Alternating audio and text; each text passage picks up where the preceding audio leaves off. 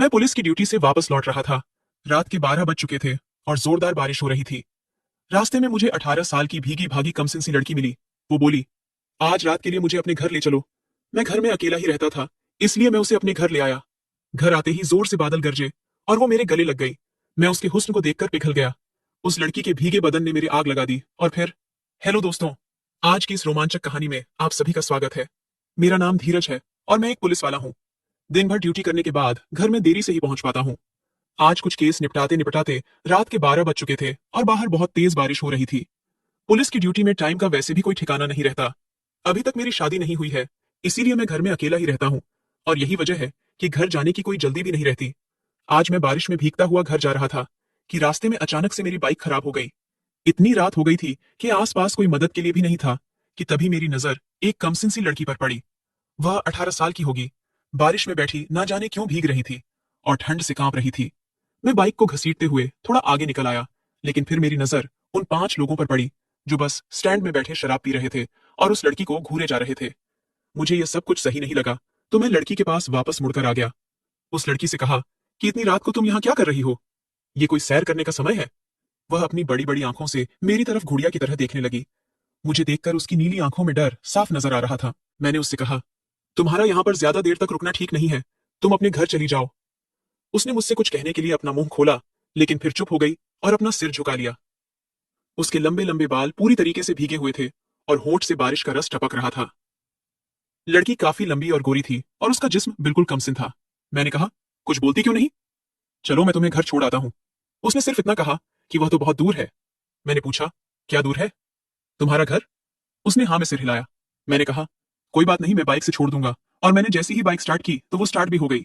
मैंने सोचा, अचानक से ये बाइक ठीक कैसे हो गई? फिर मैंने उससे कहा, आ जाओ, बैठ जाओ। उसने कहा, समुंदर के पार है, बाइक से नहीं जा सकते। ये सुनकर मुझे बहुत बड़ा झटका लगा। मैंने पूछा, इस शहर में तुम्हारा कोई रिश्तेदार तो होगा ना? उसने बड़ी मासूमियत से बोला, नहीं, यहाँ मेरा कोई भी नहीं है। उसकी मासूमियत देखकर मुझे कोई डोर उसकी ओर खींचे जा रही थी। मैंने उससे कहा, देखो रात काफी हो गई है, एक काम करो, तुम मेरे घर चलो। कल सुबह मैं तुम्हें तुम्हारे घर वापस भेजने का बंदोबस्त कर दूंगा। मेरी बात सुनकर उसने एक राहत की सांस ली और फिर मेरे साथ चलने को तैयार हो गई।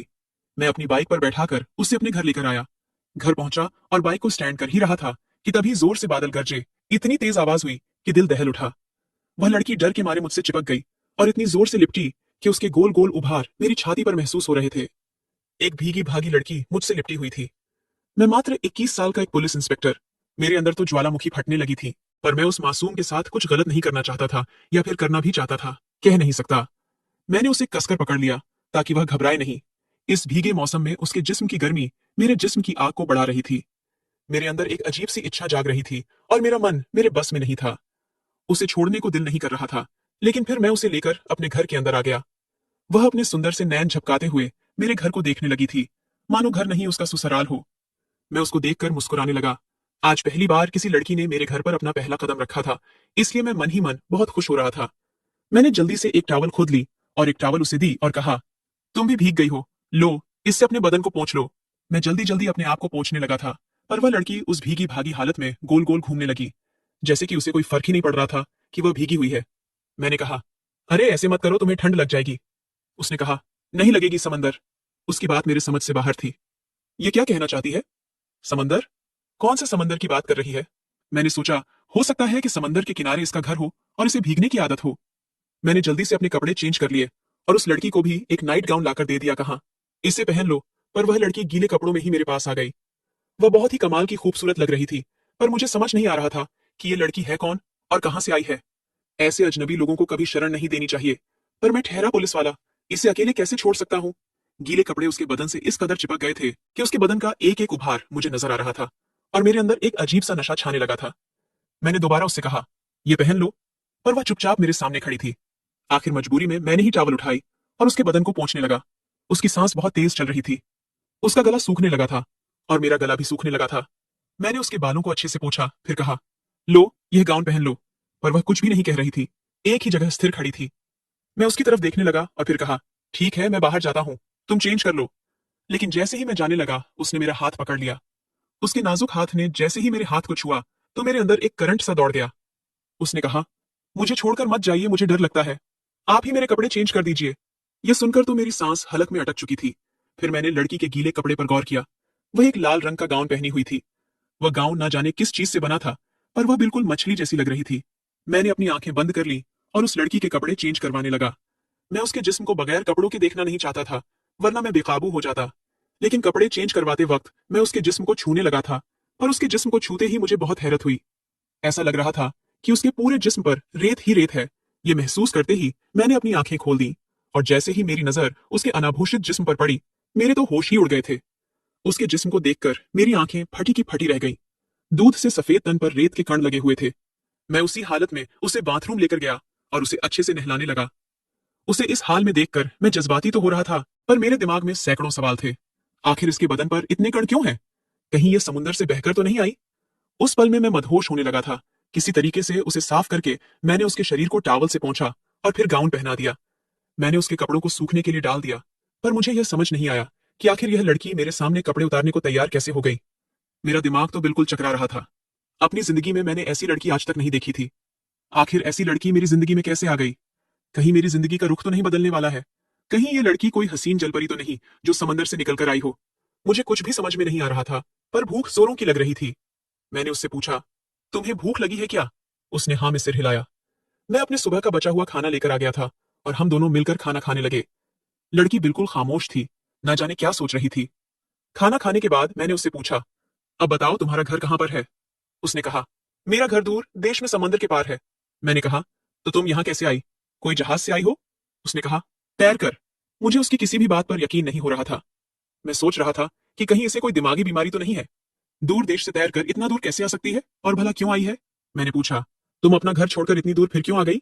उसने कहा, मेरे पापा ने मेरी शादी तय कर दी थी, पर मैं दुनिया देखना चाहती थी, इसलिए समुद्र की लहरों के साथ तैरती हुई इतनी दूर आ गई। मुझे कुछ भी समझ में नहीं आ रहा था। रात ज्यादा हो गई थी और मुझे नींद भी आ रही थी, तो मैंने उससे कहा कि तुम यहाँ कमरे में लेट जाओ, मैं बाहर लेट जाता हूँ। वो बोली, नहीं, तुम भी यहीं लेट जाओ, मुझे अकेले में डर लगता है। मैंने उसकी बात मान ली और दूसरी तरफ करवट लेकर बेड के किनारे लेट गया। मुझे अभी नींद आई ही थी कि उसने अपना हाथ मेरे हाथों के ऊपर रख दिया। मैं अचानक से उसकी ओर मुड़ा तो देखा कि वो मेरे बिल्कुल करीब आ गई थी और मुझसे इस कदर चिपक गई थी कि हमारे बीच की सारी दूरियां नजदीकियों में बदल गईं। मैं सब कुछ भूलकर उस पल में खोने लगा था। अब मैं पूरी तरह बेकाबू हो चुका था और उसे पाने के लिए मचलने लगा था, लेकिन मैं पहल नहीं करना चाहता था। उस लड़की ने अपना सिर मेरे कंधों पर रख दिया और मैं उसके बालों को सहलाने लगा था, जो कि अभी भी आधे गीले थे। अचानक से उसने मेरे हाथों को उठाकर अपने गोल गोल उभारों पर रख दिया और मछली की तरह मचलने लगी। मैं बेकाबू होकर उसे चूमने लगा। आखिर कौन है ये लड़की? कहीं कोई जल परी तो नहीं जिससे मैं इस कदर दिल लगा बैठा हूं? लड़की ने अपना गाउन उतार दिया और उस जादू करने का खुमार इस कदर छाया कि मैं उस पल सब भुलाकर उसे अपनी तड़पते और प्यासे जिस्म के अंदर ले लिया। मैं उससे मोहब्बत करने लगा और पूरी रात हमने आपस में ही गुजार दी। जब आंख खुली तो दोपहर के 12 बज गए थे। वह लड़की उठकर मेरे सामने बैठी हुई थी और एक कॉपी पेन लेकर शायद अपने गांव का कोई चित्र बनाकर मुझे दिखा रही थी। मैंने मानचित्र को गौर से देखा और कहा, इतना दूर जाने के लिए तो नाव की जरूरत पड़ेगी, मैं तुम्हारी तरह तैर नहीं सकता। यह सुनकर उसे यकीन ही नहीं हो रहा था। अगले दिन मैंने एक नाव की व्यवस्था की जो कि मशीन से चलती थी। नाव किराए पर लेकर कुछ खाना लिया और उस लड़की के साथ निकल पड़ा था और उस नक्शे के हिसाब से मैं चलने लगा था। अचानक मुझे बहुत डर लगने लगा। मैं तो इस लड़की को जानता तक नहीं और उसकी बातों पर यकीन करके मैं समुद्र में इतनी दूर आ गया था। मुझे तो तैरना भी नहीं आता। ये सोचकर मेरा दिल कांप उठा। मेरे चेहरे का रंग उड़ गया था।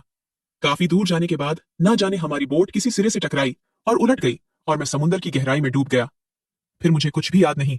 जब मुझे होश आया तो मैं एक टापू पे था और वही लड़की मेरे सामने बैठी हुई थी। शायद लड़की मुझे यहाँ लेकर आई होगी, या फिर हो सकता है मैं मर गया हूँ।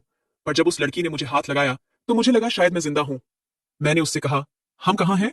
उसने कहा, मेरे घर में। ये टापू उसका घर है। ये लड़की मुझे अपने टापू तक लेकर आ गई। वह मुझे लेकर एक गांव में आ गई जहां 20-25 घर बने हुए थे। मुझे आता देख काफी सारे लोग इकट्ठे हो गए और हैरत भरी निगाहों से मुझे देखने लगे। तभी वह लड़की एक औरत के पास जाकर बोली, माँ, यही मेरी मोहब्बत है, मैं इसी से शादी करना चाहती हूँ। यह सुनकर तो मेरे पैरों तले जमीन निकल गई। मैं वहां खड़ा खड़ा उन लोगों को देख रहा था। उन लोगों ने मेरा बड़े अच्छे से स्वागत किया और अपने खेत वगैरह सब दिखाने लगे। कहने लगे वो मछली पकड़ के और छोटी मोटी खेती करके अपना घर चलाते हैं और मीठे पानी की झील से पानी पीते हैं। कुछ दिन वहां गुजारने के बाद मैंने फैसला किया कि मैं इसी लड़की के साथ अपना जीवन गुजार दूंगा।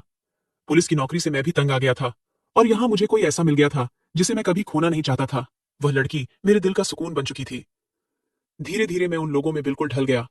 तारा ने मुझे समंदर में तैरना भी सिखा दिया। हम दोनों अक्सर तैर कर मुख्य भूमि तक आ जाते थे और फिर अपने घर वापस चले जाते थे। कमेंट करके जरूर बताइएगा कि आपको ये कहानी कैसी लगी। अगर आपको ये कहानी पसंद आई हो तो इसे लाइक करें और अपने दोस्तों के साथ भी शेयर करें। आगे भी ऐसी रोमांचक कहानियों के लिए हमारे चैनल को सब्सक्राइब करें और बेल आइकन दबाना ना भूलें।